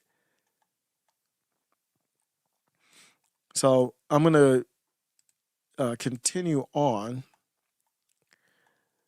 Then you see the website. So I'm going to go on to criticize for a second this SJP organization, and then I'm going to wrap up with my takeaway here. And I apologize if it's too convoluted. It's not as tight as I would have liked it to be, but maybe I can use this to branch off. That's why it's so good. The homie Eric July is bringing back For Canon's Sake, and I just love what he does. He doesn't do like what I just did here. I'm just spouting off for, I can't believe it, almost 2 hours now. He does, here's an 8-minute segment of it so you can digest it. Here's another 8-minute. And I hope maybe I can break this one up, but I like that he's such an inspiration in the way that he's the best. He's the best at the 6 to 12-minute segment. For Canon's Sake is coming back soon. He's already put it up on he's got a stream today, I think, later today. I will be in that stream. But I'm going to criticize this national, what is it called again? SJP, Support for Palestine. Okay. National Students for Justice in Palestine. Here's what I'm off topic now, then I'll get back to DeSantis and I'll look at comments. I'll be out. We believe the struggle for a free Palestine is also the struggle for Black liberation and gender and sexual freedom and livable, sustainable planet. What do those things have to do with each other? They believe the struggle for a free Palestine is also the struggle for Black liberation. You know Hamas doesn't give a damn about your black ass, right? Obviously, we know that they don't give a damn about your intersectional ass, your gay ass, or anything else. You think Hamas cares about the climate? Or Palestinians? And I have no problem with that. I don't care about their ass either. I don't hate them. I just don't care. It's apathetic. I got things here. You got people locked up here. Peaceful people. You got the homie I had, Stephen Igaramus, on, who had to do time for J6. Complete BS. I care about that way more. Even the tragic stuff overseas, there's tragic stuff happening all over the place. I care about what's happening to the homies, what's happening to the community. It's God, family, country, our community, our family. And so yeah, I don't know what this is. It's just blatant here that it's just a hoax of an organization. So I feel sorry for the kids that get wrapped up in this stuff. I mean, you could argue that the people who are free Palestine, a lot of them might agree with these other topics, but they're not connected though. They said that the quote is materially connected. They're not connected. Tell me how. And then now you have to struggle against capitalism. Wow. So you just see how terrible these groups are. It's not about Hamas. I don't even see the paragliding thing as unsavory, but I don't see the overt I'm promoting Hamas stuff as much. You might hear a quote or two from some people.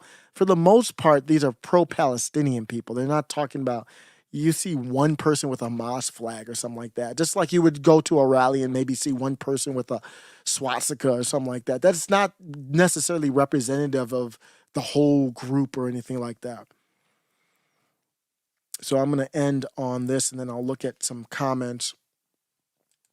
I was very, very upset with the DeSantis people. And if you're pro DeSantis, Barton Bella is, there's no beef. I'm talking about the people online here with how they came. So Barton Bell had never even come. Barton Bell has been respectful, great conversation, even in disagreement here. But I see this type of stuff here, and I'm like, nah, man, I'm out. So I did a little bit of one of my mini pieces for X. Oh, does X put the lives up here now? That's new. I haven't seen that. That's dope. That's new. Let me do a sidetrack real quick. I thought I saw it said Middle MAGA live. That's pretty cool. I never seen that before. I wonder if it got more people in the live. You know how they have Twitter Spaces? No, it's about the same. So maybe they've been doing it. Well, that's pretty cool though. That's what they need to do. The lives are basically Twitter Spaces. So they might do it where if you go live on Twitter, you can do Twitter Spaces, which would really be cool. It'd make it easy to do a call-in type of stuff. But in response to Vivek's take, Max, I forget the real name of this user, but this is a significant DeSantis supporter. Says the state of Florida is under no obligation to fund a terrorist group. You have no power to define somebody. What are you talking about? Fund a terrorist group? You can't accuse somebody of funding a terrorist group without due process. That's like accusing somebody of murdering somebody. Like, wait, what? You don't have any type of evidence or process here. So I was like, I had enough of that. DeSantis goes full Cheney with his unconstitutional crackdown on student groups. The rush to label groups as terrorists, as Max does here, without due process is a concerning trend. This mentality is wielded by those who believe that the formal process of law would not support their claims. So what I'm saying is the only reason that you would push back against my due process argument is if you know that the due process wouldn't convict. You don't have anything there. This is exactly what the alarm-pulling left does with Trump. If you knew you had something, you wouldn't be arguing about me and the free speech. You'd be like, why aren't they arrested? This is exactly what the alarm-pulling left does with Trump. And when I say alarm-pulling, that's the slogan that I kind of came up with because of Jamal Bowman. Laura Loomer did a segment on what I mean by when I say alarm puller, I really mean Jamal Bowman. Literally, just like a bootlicker, he pulled the alarm. Clip that came out today that I posted. I believe I was the first to post it. You can see it on my Twitter account. We're going to play the clip. This video proves that Jamal Bowman is a liar. And when he said that he thought he didn't realize that he was gonna trigger the alarm by opening the door or pulling the alarm, he's literally caught on camera in this video literally ripping warning signs off the door before pulling the alarm. The signs that say warning, alarm will sound. Go ahead and play the clip. I don't know why this has gotten so much attention. I was literally just in a rush to go vote, man. That's all it was. I'm sure. Play it again. It's just so stupid. You got to watch it so many times to believe it. I don't know why this has gotten so much attention. I was literally just in a rush to go vote, man. That's all it was. Yo, man, I don't really know what the problem is. Yo, man, I don't know. I was just trying to do my job. I'm a good boy. I didn't do nothing wrong. I just wanted to go vote, man. Help a brother out, man. That's exactly how he sounded, too. Nobody's buying your shit, Jamal. Okay? Nobody's buying it.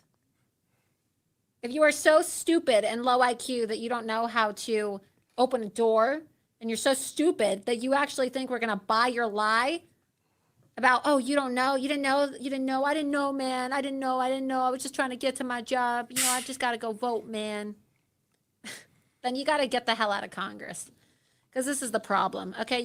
We get what we deserve when we allow for people this stupid to stay in Congress, okay? It's an insult. Children know what a fire alarm is, okay? Everybody knows. You pull it down, it sounds the alarm, and the fact that he is seen ripping the signs off the door. Oh, I don't know, man. I don't know. I wear glasses. I might be a little blind. You gotta help a brother out, man. This is racist. How do they expect a black man in America to know how a fire alarm works? This is racist. That's like the segment I would do. This is racist, man. This is racist. That's a white supremacist. He would say that too. I mean, he probably would say that. That is a white I supremacist should do the fire calling stuff. alarm. I should do that too. It was going to attack me on my way to do my job. It's just God, these people are just so stupid. And you know, he actually said that. I know you probably think, oh, Laura, Wait, you're what? taking it Did too he far really? now. Come on. No, after this happened, he actually attacked President Trump when President Trump issued a statement on True Social. did see that. I don't know if we can even find the post. I know that I posted it a couple weeks ago on Twitter, so you might be able to pull it up. But he actually posted something in which he accused President Trump of lodging attacks on him. Oh, President Trump is just so intimidated by a black man in America. He doesn't want a black man in the Democrat Party to succeed. I don't. No. Yeah, no, we just don't want everybody running Yeah, that based. Yeah, I don't. The black man in the Democrat Party, man, you are so cringe. You black women, especially too. around Congress like a bunch of wild animals pulling fire alarms, Jamal. Maybe you can, try to have a little bit of decorum and act like a civilized human being. How about that? Yeah, that's a good segment. I haven't had a chance to catch her show. I just seen like little clips. That's fire. That's fire right there. So that's what I mean by alarm pulling left. It's not really left. It's corporatist. Just like Cenk Uygur was on with Tim Pool. We were speaking the same language. Corporatist. He's like Chuck Schumer, or he wasn't talking about Chuck Schumer. What's the guy in Virginia? Man, I forgot his name right now. I can't believe I forgot his name. But he's talking about these people are corporatists. Nancy Pelosi's a corporatist. He's like, he gave Republicans props. He's like, you guys found out Mitch McConnell's a corporatist. We're still not doing that on the left. It was a great episode. Yeah, I mean, there's some stuff to disagree with, but I like how they came in they came in exactly how I said. Why don't we start conversations with, well, what do we agree on? And then they both were like, yeah, you know what? It's kind of funny because you would have thought they would argue with each other over petty, stupid stuff. They didn't even do that. They were on some, okay, where we agree. And then they had some slight disagreements. Yeah, okay, that's fair. Albert Spear says, any questions for Loomer about how Israel controls U.S. foreign policy? Yeah, it's tough, man. I like Laura Loomer a lot. It's tough. Were you on X? Were we chatting about that, Albert Spear? I think you were in that section where somebody was like challenging me because my position on Israel, and Laura Loomer and I are on opposite sides on Israel. But the thing is, she doesn't. We'll see what she thinks about DeSantis, but she's very biased against DeSantis. But it's hard to. I don't know how to navigate that, Albert. I'm still saying, like, I agree with her on Jamal Bowman. We agree on a lot of stuff. I'm not gonna shy away from those areas of disagreement, but it is a big fundamental disagreement. That's why I said ex-MAGA. I am ex-MAGA, and I'm gonna be something else. So I would consider Laura Loomer MAGA. I don't want to. So the beef that we will have is I don't want to hear her saying that she's America first. And people have to unfollow and unsubscribe and all that kind of stuff. And I don't know if anybody. I subscribe to quite a few people. I don't know if none of them have. Maybe they might mute is what they would do, because you wouldn't want to block a subscriber, a paying subscriber. But you could. I had one person, believe it or not, they were just like a tech person and helped you out with like tech and stuff. And I subscribed just for a month to sign up.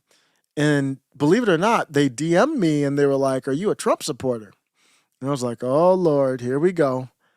And then now I have to talk about my nuanced approach on Trump. So what I said was, I'm definitely not a Trump hater. I don't know what you mean by support. Definitely not. I definitely don't hate Donald Trump. And I was like, I credit Donald Trump for bringing in the populist right. So I'm very appreciative of him. And she said, I think she canceled me.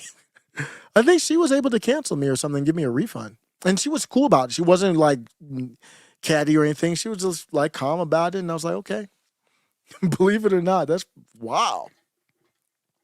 Did not expect that, but yeah, Albert, what do you think, man? Help me out on that. Where I agree, I agree. I mean, Cenk Uygur and I don't agree on a lot, but where we agree, I say we agree. But yeah, it is the fundamental difference with Laura. It really what it means is MAGA's not, got to separate from MAGA. MAGA's too broad of a term. There are people who would still call themselves MAGA that are America first. But so I think America first, I hate to say it's a subset of MAGA because that makes it underneath it. It should be bigger. But right now it might be a subset of MAGA, which really needs to just separate. And not MAGA is not the enemy. But we're not in the same place.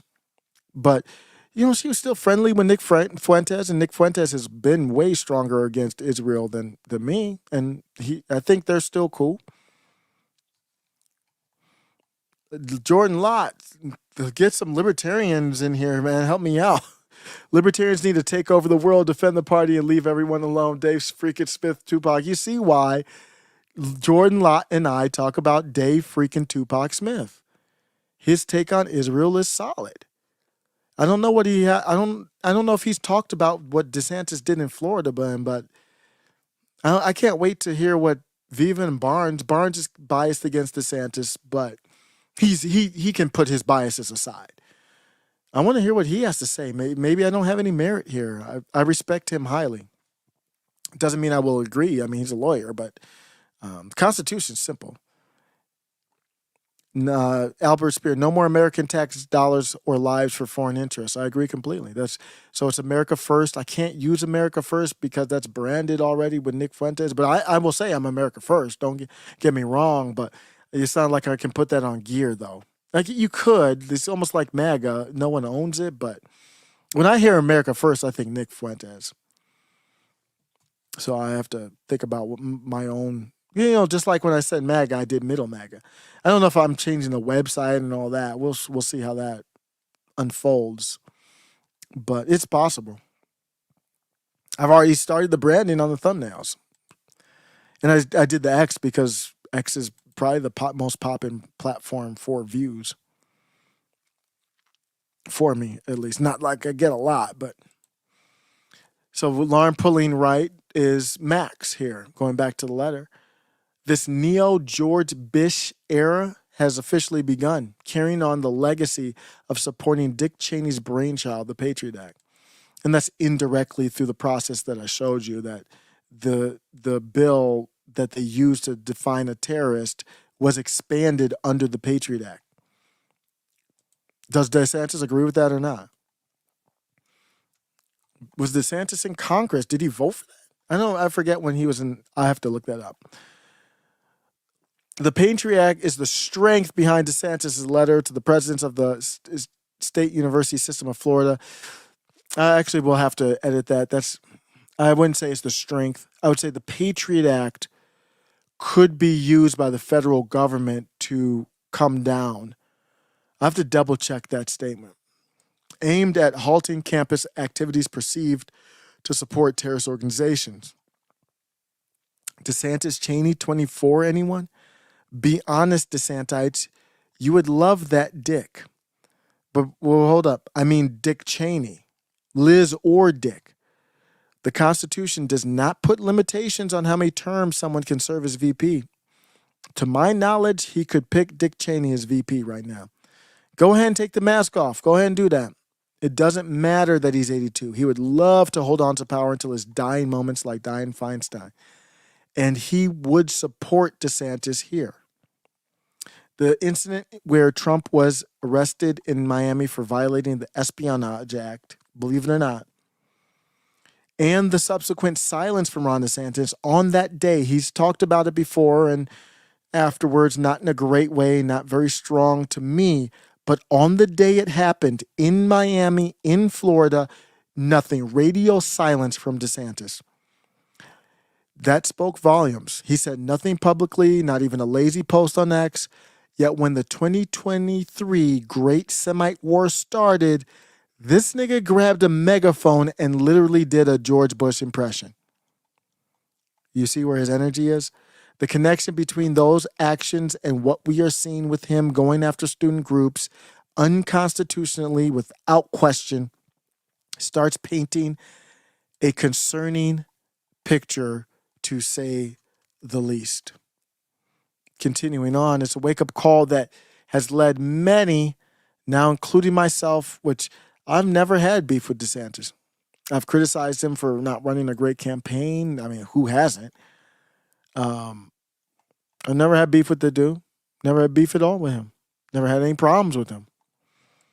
But now I'm going to accuse him of violating these amendments. First, am I at that point yet? Oh, I'm not there just yet. Painting a concerning picture, it's a wake-up call that has led many, now including myself, to completely distance themselves from DeSantis. Recently, I wanted DeSantis to be the VP pick. Now I want him to be impeached. Life happens fast. Ron DeSantis is violating the First, Fifth, and 14th Amendments.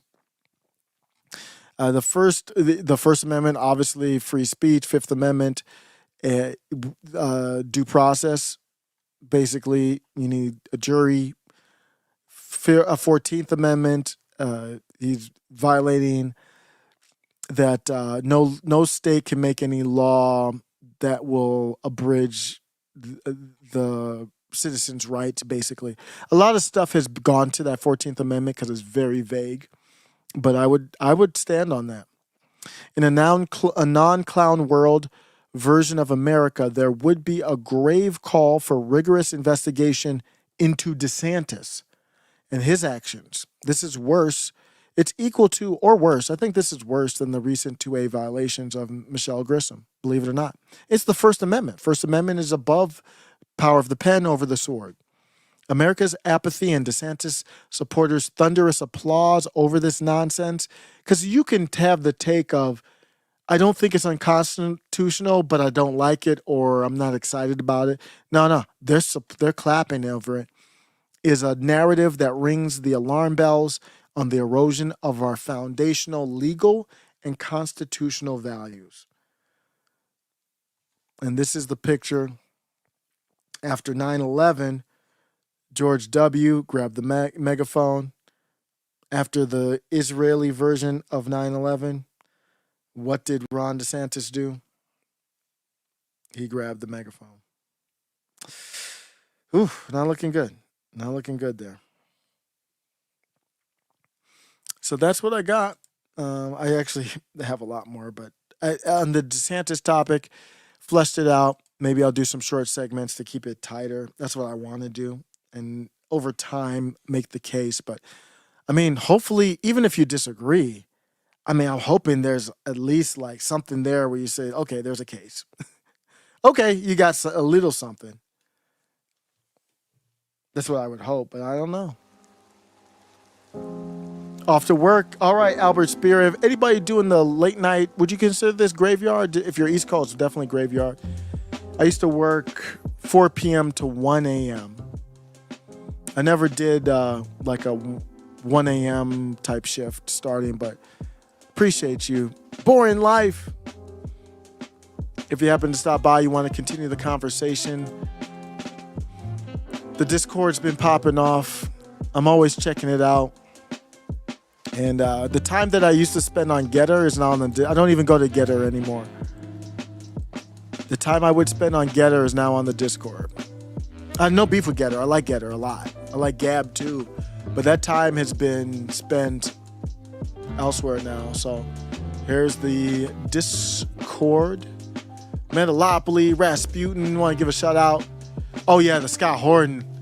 Scott Horton on Timcast. How about that? Here's what they did. Okay, Trump, as she said, absolutely correctly, Libby said, Trump's deal was we leave by May 1st. We're out by May the 1st. Okay, that's the start of the fighting season, right? Everything's frozen over until the summertime essentially comes. That's the start of the fighting season. We were supposed to be gone by then. Biden came in and said, well, I don't want to live up to Trump's deal. I want it to be my Afghan withdrawal, not Trump's Afghan withdrawal. And I don't want people to be able to say that I did what Trump said I had to do and this and that. So what did he do? He kicked the can down the road for 4 months to September, which remember they said, we're going to do it September 11th. Like, what do they do? Just public relations. And you people had are crazy. in Afghanistan, they were like, you kind of promised. Right. But here's the deal that you guys need to understand about the war, okay? The war was lost. They had to leave, okay? Bush and Obama lost that war before Trump ever got there. The Taliban were ascendant. They controlled 60% of the country in the daytime. They controlled 80 or more percent of it at night. Part of it was they didn't know what a win looks like. They didn't know what a win would look like. The policy was wrong. Look, let's just stick with the withdrawal here for a second. Same thing going on in Ukraine. What does a win look like in Ukraine? You're not pushing Russia out. I mean, what's the win look like? They're actually at the end of the rope. I don't know if you heard that. Yeah, they're at the end of their rope. Still don't have the drop. I'm sorry. I'll just have to say it. And then, what does the win look like in Israel? You're gonna wipe out the whole Gaza like that? That's gonna be tough. I guess they're on ground now. I still don't believe they're gonna go on ground all the way through. I don't think so. I think they're going to stop halfway through or on the way through and be like, this is too much. But we'll see. If Biden was going to tell the truth to the American people about that war, he would have had to tell them, listen, we lost. The government that we built has no popular support. It cannot stand. The military that we built has no popular support.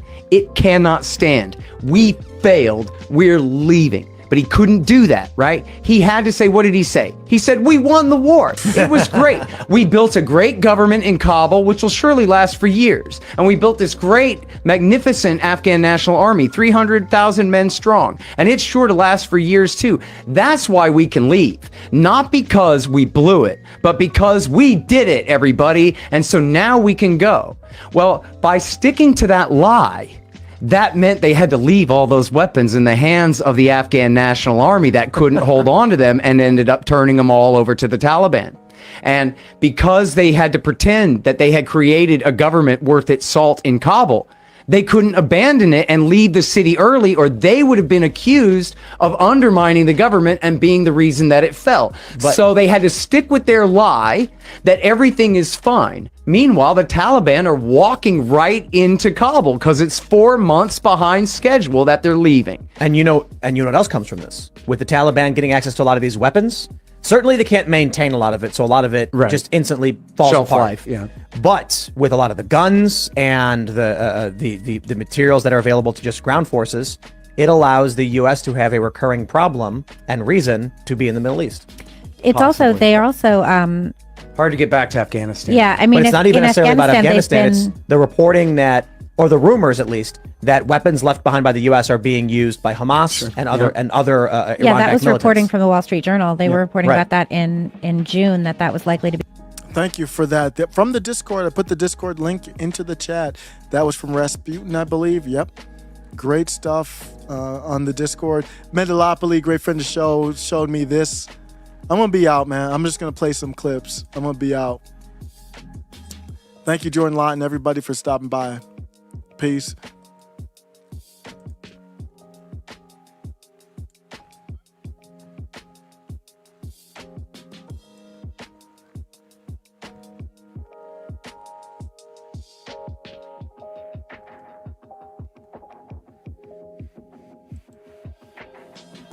Let me get it up. I thought it was...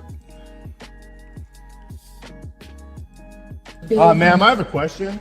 So Pfizer has the biggest criminal fine in history. So how is it anti-science to not trust them? If they're on record bribing physicians and fudging with test results, $2.3 billion fine. Mafia So how is piece. it anti-science to simply question them? Can you explain that, please?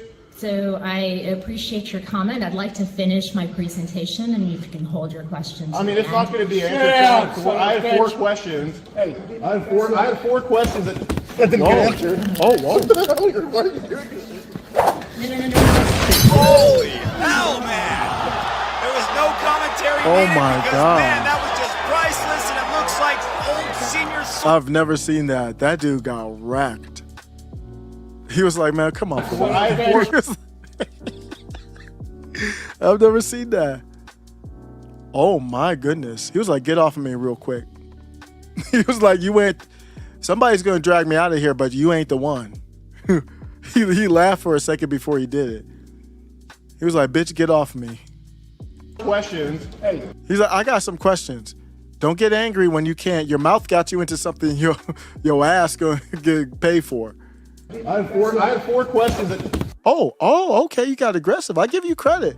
Because that's a big, I don't know how big he is. He looks big right there. But then, I don't know. I think they put a sound effect. They put a sound effect in this, but this is dope. This is a good sound effect. Everybody's like, ooh, what's going to happen here? Everybody's looking at it. That didn't get answered. And then he's like, wait, well, hold up. He's laughing. He's like, because he knew right before when he laughed, he knew he was going to wreck this dude. And then he got serious for a second. Like, so Steve, what's his name, put the sound effects in, but that's cool. Holy hell, man!